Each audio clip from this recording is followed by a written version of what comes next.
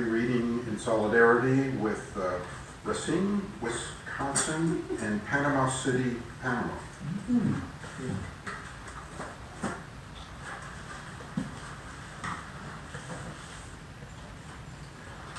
Well, it seems to me there's been more chaos in the world over the last year or two, and more trouble to deal with than ever before.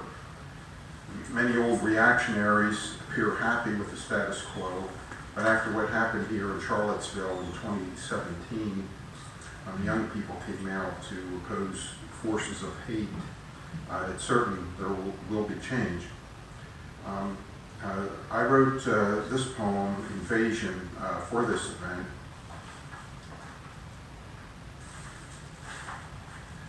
On a morning walk in early spring, a cherry tree spread its petals to the sun.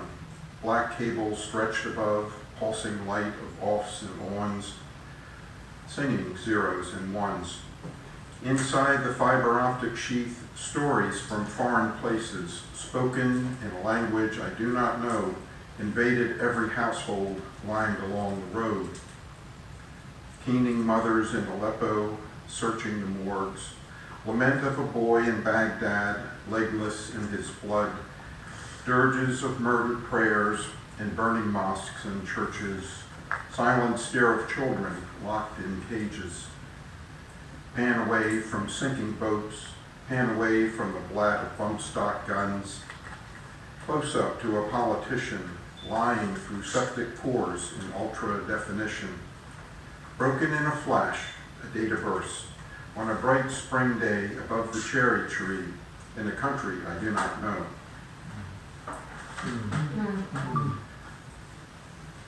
So my wife and I were in Europe this spring, and while we were there, Steve Bannon was too. He was spreading his theories on nationalism, and so I just thought about how Mussolini got hung from the balcony, and it kind of cheered me up.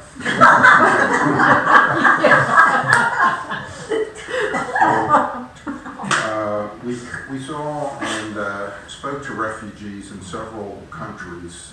They were in Italy and France, especially in Paris near the Eiffel Tower, and in London too. And when we got back to Virginia, I was about to order a sign, "Hate has no home here," but at the exact same time, Nazi and skinhead groups painted hate symbols and slogans on the stop signs in schools near us. So I still have to get my courage screwed up now to order a sign, but I'm going to do it. I think with all this, the contumely and chaos going on, that it's nice to take a little break or step back a bit. And this poem is called Hi Brazil.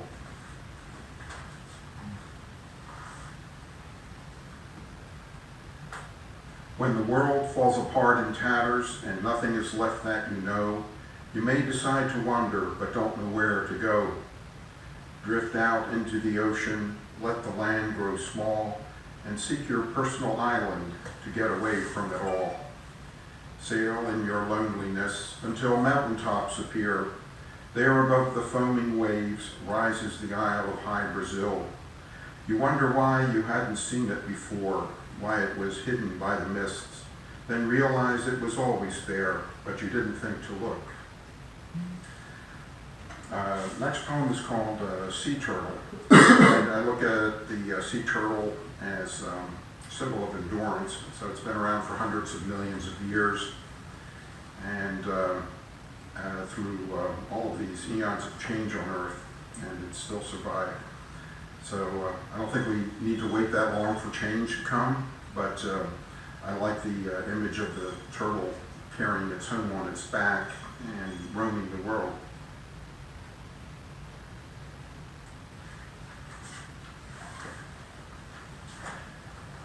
Time provokes the leathery eggs. The sand begins to boil.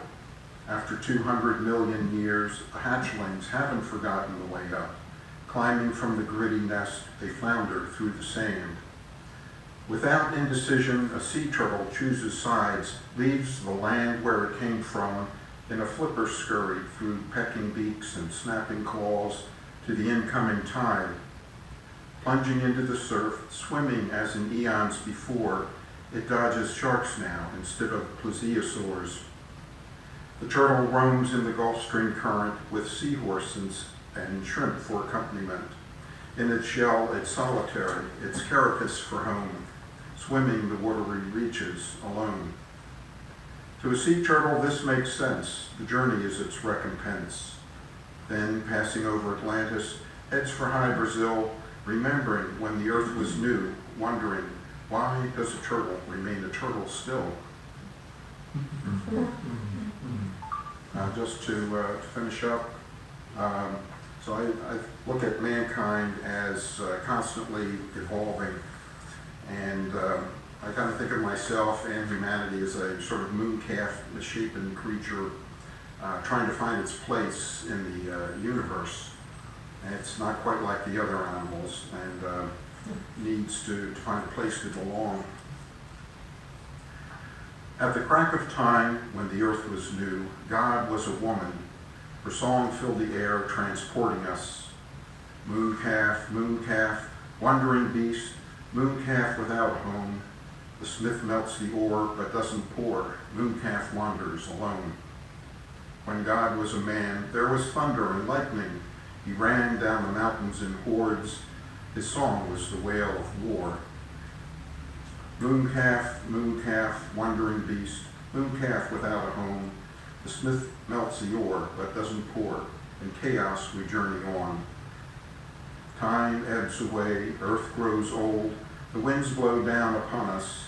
When at the very edge of doom, the stars may fade, yet the dream shall not. Mooncalf, mooncalf, wondrous beast, someday we shall come home, and the molten gold comes spilling out to make itself be known.